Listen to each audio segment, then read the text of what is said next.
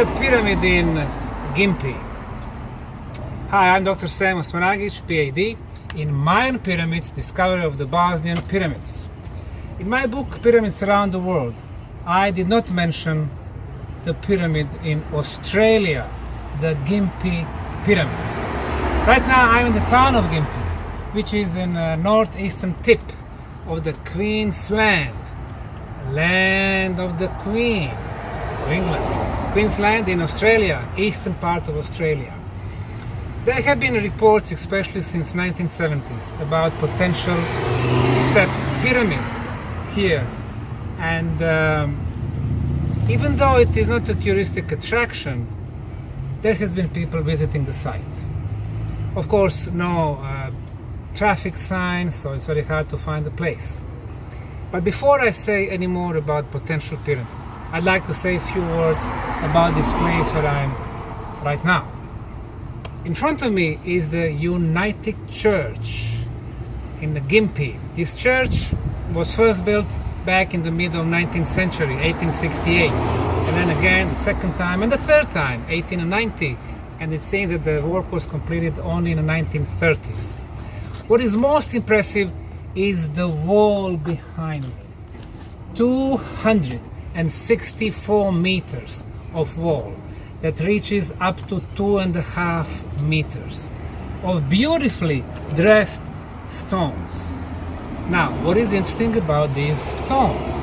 Well, the architects were British, and the people who built it were people who found their home here.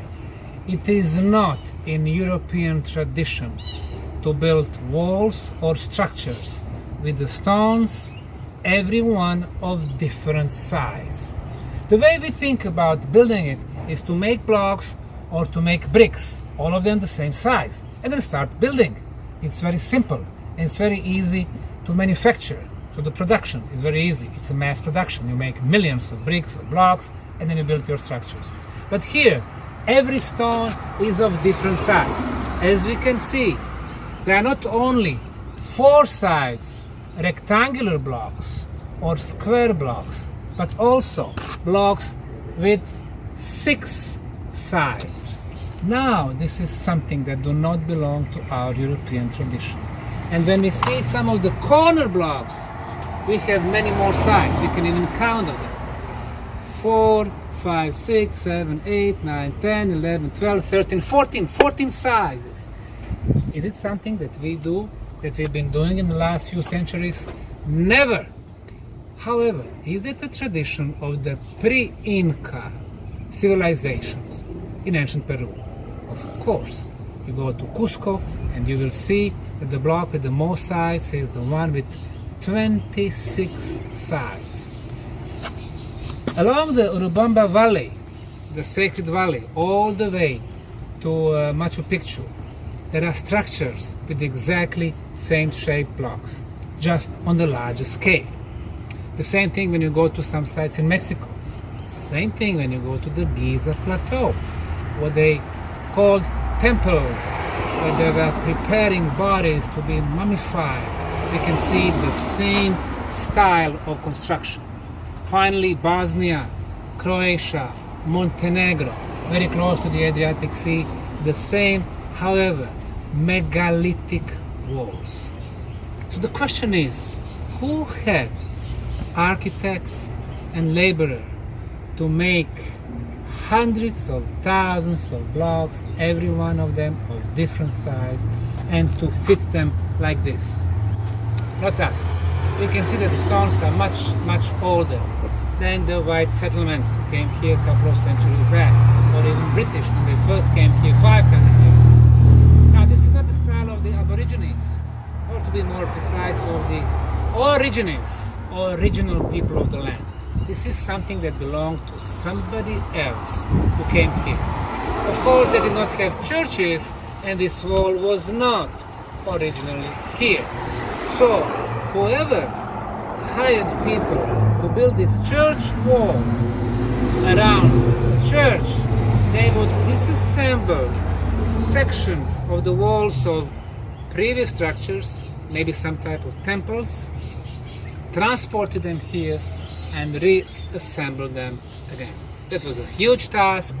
The good thing about it, the material was there, the way how they did it was there, so they just had to be careful to move it and to know which section goes where. Some of the more features. Now, we can see several larger blocks, and they surround a little guy over here. It's about 5 by 7 centimeters. For our construction techniques, it doesn't make sense at all. Why would somebody do that? When the Spaniards came to Peru, they conquered the land of Inca and pre-Inca civilization, conquered their most important palaces and temples, and they started using material to build their own palaces and churches. So they used the previous temples as a foundation for their churches. A huge earthquake hit Peru in 1960. The churches, the palaces collapsed, but the previous original walls remained intact. How is that possible? Because of the construction techniques. Why would you do something like this? In a case of the earthquake or tectonic movement, the structure does not collapse. Otherwise, if those 4 guys were next to each other, it would collapse. But with this little guy here, it gives flexibility to the structure.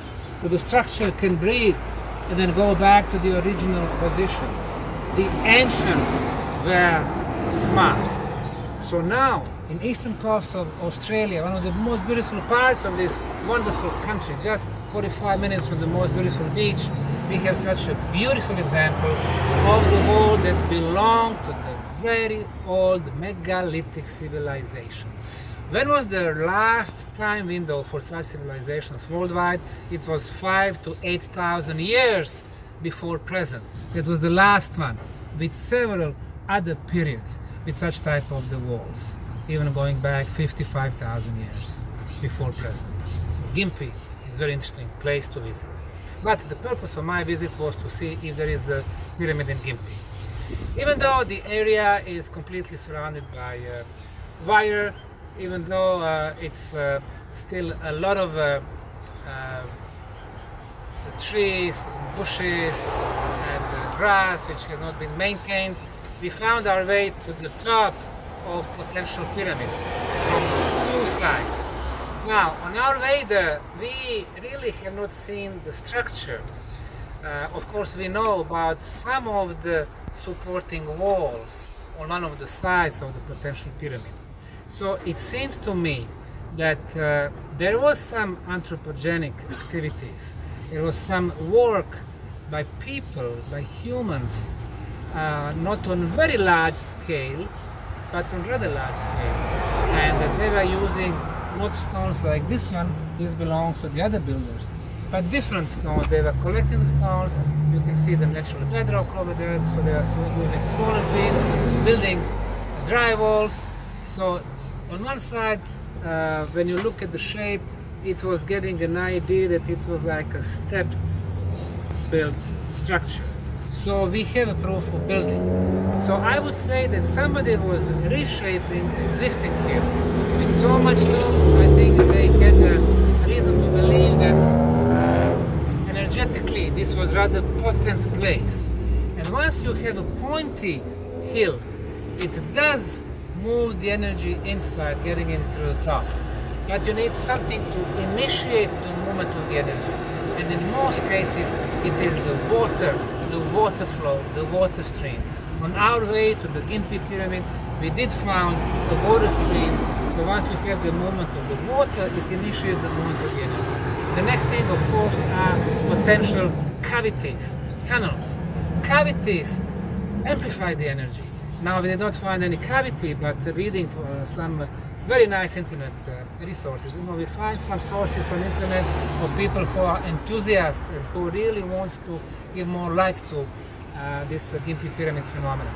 So we could read that there was probably not one, but more than one potential passageways or tunnels. But in the past they've been dynamited. People were getting trashed to those, so now they cannot be found.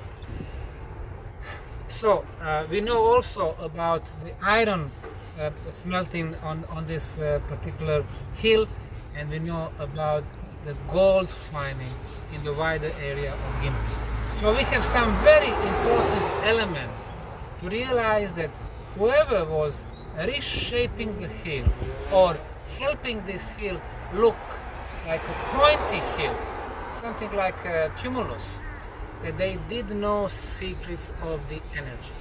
So to answer the question if this is a pyramid, technically it is not a pyramid.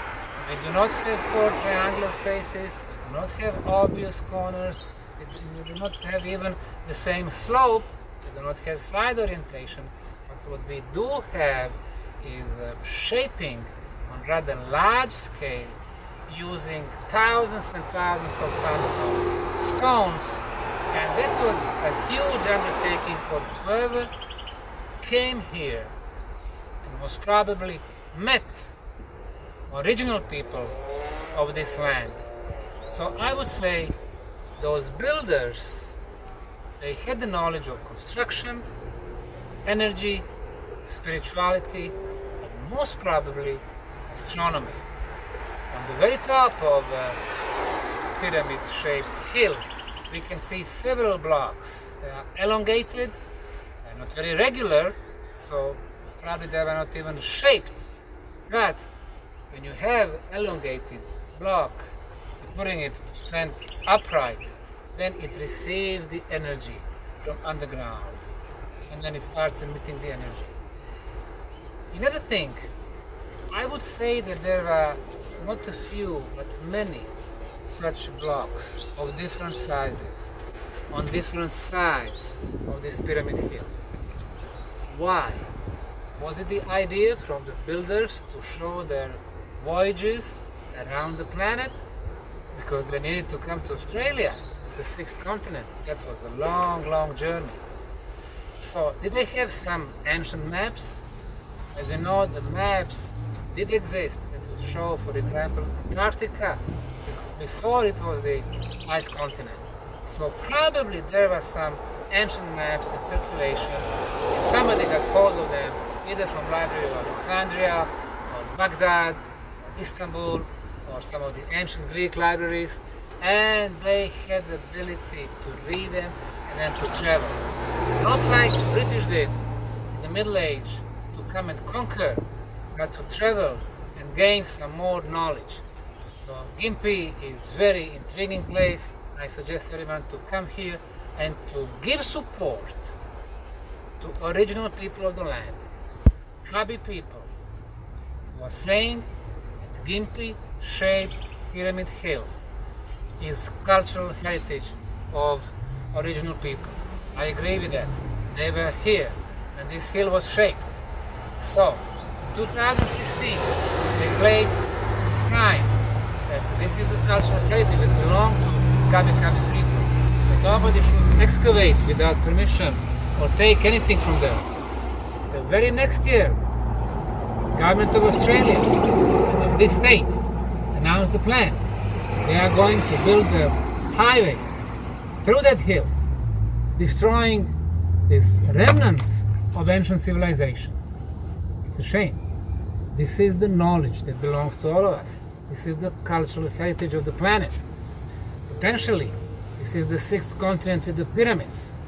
So I urge everyone to write to the government of Australia to ask them not to destroy, but to protect.